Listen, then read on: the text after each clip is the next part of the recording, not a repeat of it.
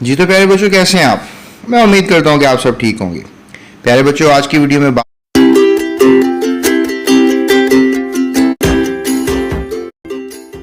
करेंगे हम आपसे chapter number 7 acid basis and salts, इसके एक्सरसाइज में मौजूद एमसीक्यूज के बारे में। और फिर से नेक्स्ट वीडियो में हम शॉर्ट क्वेश्चन आंसर्स और लॉन्ग क्वेश्चन आंसर्स की भी बात करेंगे।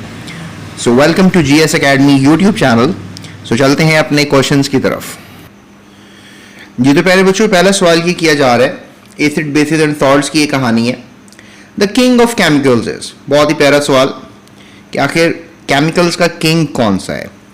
तो इससे पहले कि मैं आपको इसके बारे में बताऊं, तो Jabir bin Hayyan is one of the most renowned scientist, chemist, alchemist of all times.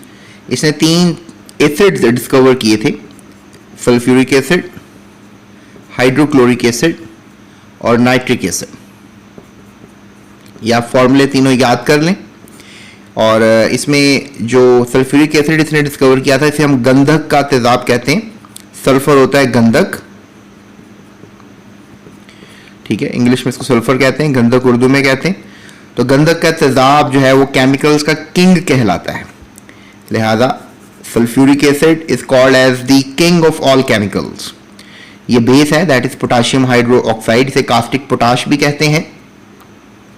जबकि HCl मैंने आपको बता दिया हाइड्रोक्लोरिक एसिड, और ये नमक है, दैट इज सोडियम क्लोराइड, जो आप घर में टेबल सॉल्ट खाते हैं, सफ़ेद सा जो होता है खाने में डालते हैं। सो अगला सवाल किया जा रहा है, तो ऑप्शन सी इसका जो सही आंसर होगा, sodium hydroxide solution in water. यानी कि अगर आपने NaOH को अगर पानी में डाल दिया है तो आप इसको क्या कहेंगे। एक सिचुएशन बता रहे हैं वो आपको याद रखें। अगर आपके पास NaOH पानी में डाला हुआ है आपने, तो NaOH क्या है, एक बेस है। अब लिटमस बेसिकली कह लें कि एक पेपर आता है, लिटमस बेसिकली कह लें कि फंगस और एल्जे, इन दोनों का एसोसिएशन होता है। ये एक इंडिकेटर है, 2 कलर का आता है, ये रेड और ब्लू। तो आप कह रहे हैं कि अगर आप रेड कलर का लिटमस डाल देंगे इसमें, ठीक है, लेट्स से दैट कि ये रेड है ऊपर से, और जो ये सॉल्यूशन के अंदर जाएगा हिस्सा, तो ये क्या हो जाएगा, ब्लू। और अगर आप कह रहे हैं कि सर अगर हमारे पास ब्लू लिटमस है, तो अगर हम सॉल्यूशन में डाल देंगे तो ब्लू सॉल्यूशन, अगर आप ब्लू लिटमस डाल देते हैं सॉल्यूशन में, तो ये ब्लू ब्लू ही रहेगा, इसमें कोई चेंज नहीं आएगा, क्योंकि सॉल्यूशन हमारे पास बेसिक है, बेस वाला सॉल्यूशन है। तो लिहाजा जब आप ब्लू लिटमस डालेंगे सॉल्यूशन में तो वो ब्लू ही रहेगा, लेकिन अगर रेड डालेंगे तो वो ब्लू हो जाएगा। तो रेड ब्लू हो जाएगा, ये आपने याद रखना है। सो रेड कलर जो है वो चेंज होगा। तो आप यहां लिखा हुआ है जी टर्न ब्लू लिटमस रेड। तो ब्लू जो है वो रेड तो हो नहीं सकता, क्योंकि ब्लू रेड होता है एसिड के अंदर, तो ये जवाब नहीं होगा। Give pink colour with phenolphthalein. अच्छा, अब इसके अलावा एक और इंडिकेटर है, लेट्स से दैट अब आपका सॉल्यूशन जो है वो NaOH का ही है। अब आपने इसमें थोड़ा सा फिनोफ्थलीन डाल दिया। फिनोफ्थलीन भी एक इंडिकेटर होता है, ठीक है, लिखे हुए स्पेलिंग फिनोल्फ्थलीन। तो अगर आप ये डाल देंगे एसिड में, सॉरी बेस में, बेसिक सॉल्यूशन है, तो क्या हो जाएगा, पिंक कलर का हो जाएगा। तो लिहाजा बी ऑप्शन सही आंसर होगा। इसके अलावा एक और इंडिकेटर होता है मिथाइल ऑरेंज, ठीक है, इसके अलावा एक और इंडिकेटर होता है लिटमस, जो मैंने बता दिया। तो लिहाजा इसका ऑप्शन बी सही रहेगा। तो give pink colour with phenolphthalein. तो ये अमूमन कुछ हम एक्सपेरिमेंट्स करते हैं लैब में जाकर, तो फिनोफ्थलीन वगैरह के साथ एक्सपेरिमेंट्स होते हैं, so that give you a more learning, अगर आप करेंगे जाके। बना मेरे आप लेक्चर्स देख सकते हैं, उनके अंदर मैंने ये एक्सपेरिमेंट किया है, और वहाँ से आप इस चीज़ की लर्निंग ले सकते हैं। So B answer is the right answer for this question. चलते हैं अगले सवाल की तरफ। अगला सवाल ये किया जा रहा है कि when carbon dioxide gas is pass through the lime water. अगर आपके पास एक लाइम वाटर है, let's say that we have lime water, ये कैल्शियम ऑक्साइड वाला पानी है, इसे हम लाइम कहते हैं। अगर इसको पानी में मिक्स कर दें, that water is called the lime water. तो लाइम वाटर को अगर आप लेट्स से दैट आपके पास है, और आपने इसमें से एक गैस, एक समझ लें आपके पास पाइप है, जिस तरह के घर में आपके गैस का पाइप होता है, समझ लें इस तरह का एक पाइप है, उसमें से क्या आ रही है, कार्बन डाइऑक्साइड गैस आ रही है। या वो आपने देखा होगा अस्पतालों में एक रेड से कलर की सिलेंडर होता है जो कि आग बुझाने का काम करता है, उसे हम फायर एक्सटिंग्विशर कहते हैं। तो फायर एक्सटिंग्विशर ले लें, उसको अगर आप डालें इसमें, या कोई सोल्यूशन आपके पास लाइन का है उसमें आपने कार्बन डाइऑक्साइड डाली है, तो ये मिल्की हो जाएगा। The milkiness is due to the compound. अब मिल्कीनेस क्यों हुआ?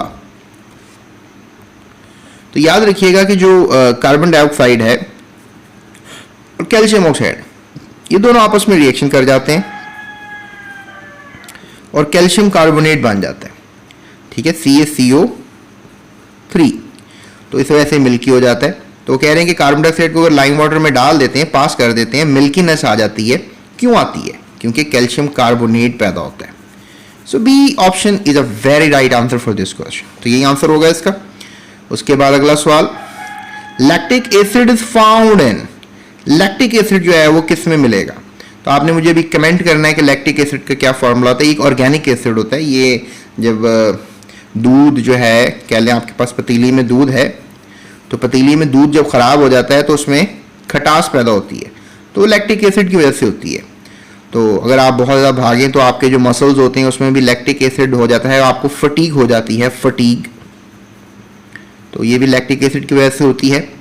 तो lactic acid is founding. Lactic acid जो है वो किस में मिलेगा आपको? याद रखिएगा, लैक्टिक एसिड आपको योगर्ट में मिलेगा, क्योंकि मिल्क से रिलेटेड मैंने अभी बात की आपसे। तो दही जो है डेफिनेटली मिल्क से ही बनती है, और थोड़ा सा मिल्क के साथ पंगा करना पड़ता है, उसमें बैक्टीरिया डालना पड़ता है, लैक्टोबैसिलस, तो लैक्टिक एसिड बनाता है वो। आंट के स्टिंग में भी जो है, ये स्ट्रिंग लिख दिया उन्होंने, आई थिंक सो यहाँ लिखना चाहिए था स्टिंग। आंट के स्टिंग में, यानी कि अगर आपको चींटी काटती है तो उसमें फॉर्मिक एसिड होता है। टोमेटोज में आपको ऑक्सैलिक एसिड्स मिलते हैं। ग्रेप्स में आपको जो हैं देर सर्टेन सिट्रस एसिड्स मिलते हैं आपको। तो गैस करें, कमेंट करें कौन सा एसिड ग्रेप्स में होता है। बहरहाल लैक्टिक एसिड जो है वो योगर्ट में होता है। तो डी ऑप्शन इसका सही होगा। So D option is the right answer. उसके बाद अगर हम अगले सवाल की तरफ चले प्यारे बच्चों, अगला सवाल किया जा रहा है सोडियम कार्बोनेट। एक हमारे पास सॉल्ट है, sodium carbonate is an important salt use for many purposes. बहुत से कामों के लिए इस्तेमाल होता है इंडस्ट्रीज में। Which acid is react with sodium hydroxide to get it. और अगर हमने सोडियम कार्बोनेट हासिल करना है तो कौन से एसिड का रिएक्शन किसके साथ करना होगा? यानी सोडियम हाइड्रोक्साइड के साथ करना होगा।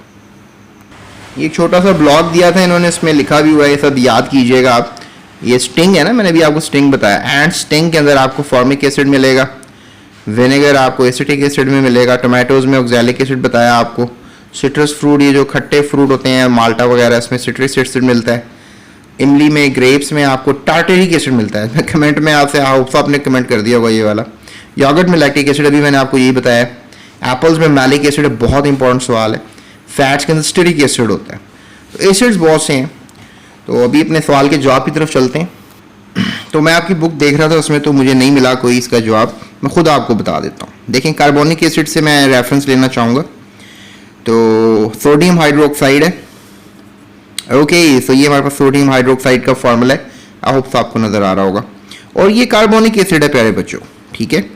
ये एक बेस है और ये एक एसिड है। तो ये एसिड बेस रिएक्शन हुआ, that is called neutralisation reaction. यहाँ से सोडियम जो है वो कार्बोनेट से रिएक्शन करेगा, हाइड्रोजन हाइड्रोक्सी से करेगा, तो आपको मिलेगा सोडियम कार्बोनेट, और साथ आपको मिल जाएगा वाटर। तो this reaction is called neutralisation reaction.